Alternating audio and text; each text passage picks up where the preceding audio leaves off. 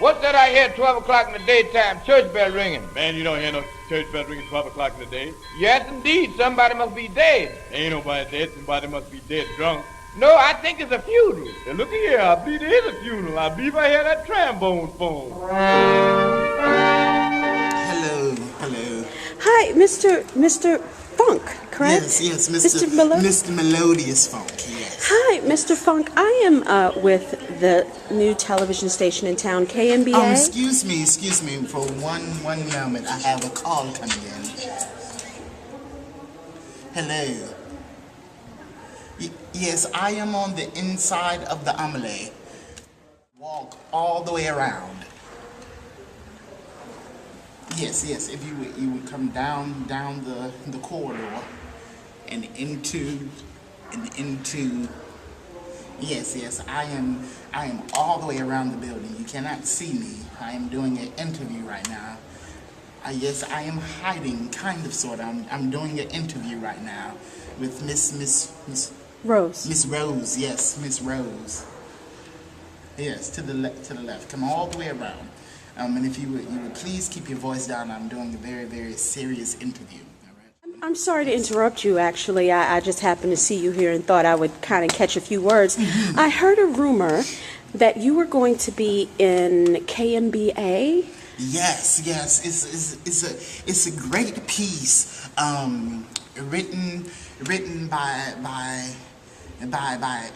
a few great writers here in the Charlotte region of the North Carolina, and I've recently moved here, and the artistic director, Mr. Quentin Talley, I don't know if you saw him last week in the Creative Loafing. He had a great article about making black history, and I told him once he approached me about doing this part, I told him that I remember the day that Carter G. Woodson, he came to me and he was like, Melodious, I have this idea for us celebrating black history, but then he called it Negro, and I was like, well, maybe we should make it a week, and he was like, yes, make it a week, and I told him to go forth and make it a week, yes, and Quentin just transcended all that, and he's making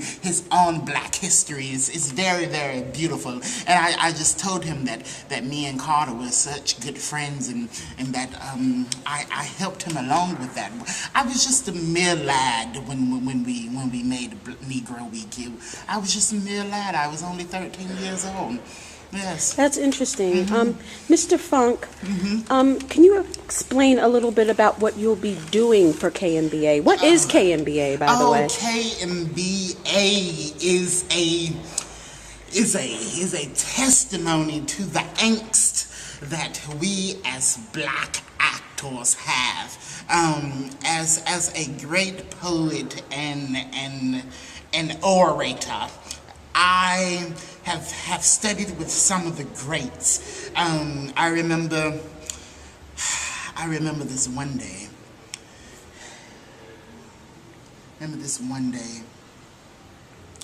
It was around 1929.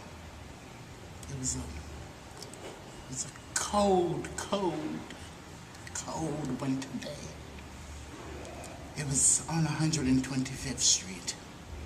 In Harlem? In Harlem, yes. Harlem, yes. And I remember sitting on the front stoop with Langston Huey. And I remember him saying how it was so cold. His soul was so cold. His cocoa soul was so cold. And I was like, Langston, you should warm it up. You should warm it up like a raisin in the sun. And he was like, yes. Should I fester? And I was like, no, don't fester. Oh, yes, I remember that day vividly. Describe KMBA in one word, if possible.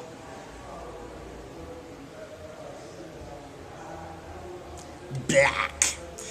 black like the pits of my soul. I thank whatever God may be for my unconquerable soul. Yes, yes. Oh yes, I remember that poem. I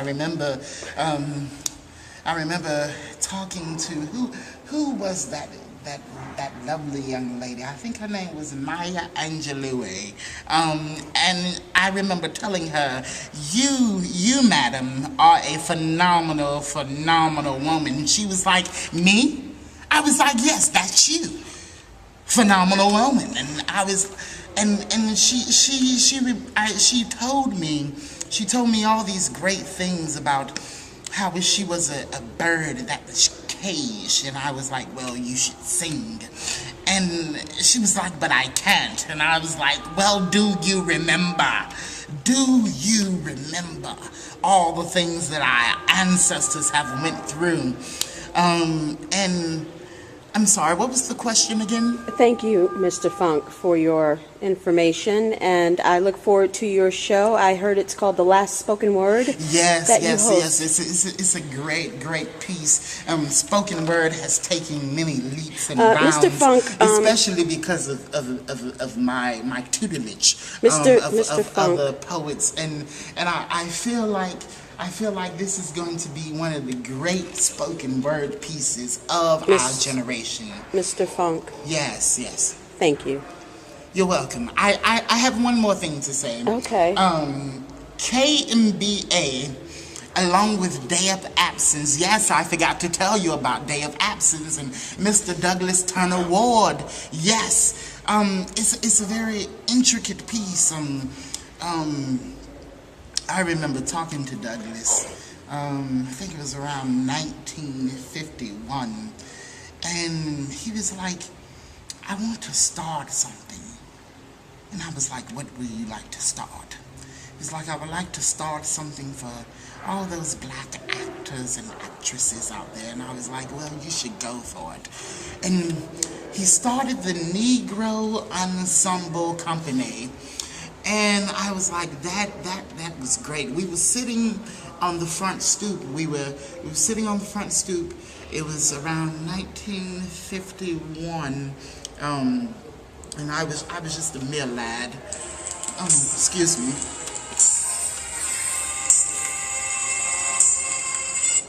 Oh, have you heard of this great artist, Lupe Fiasco? Yes. Let me guess, you inspired him also? I did, yes. I met him... In 1953? No, it was a little bit later than that. It was around 1990. And he had just started out, and he was like, Biggie is doing his thing, and Tupac is doing his thing. And I was like, you're just a mere child.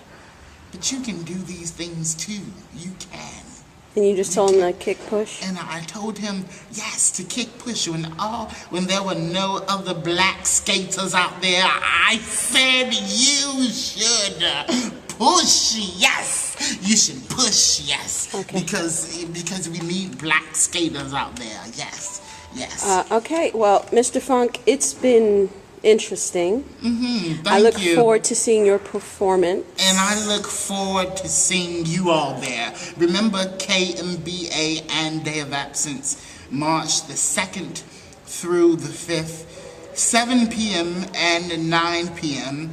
And if you use the word blackface at the box office or online, you get 2 shows for the price of 1. But you have to buy both shows and use the password for both of the shows. Did I tell you about blackface? Okay, actually, Mr. Goodbye, 18, Mr. Funk. 85.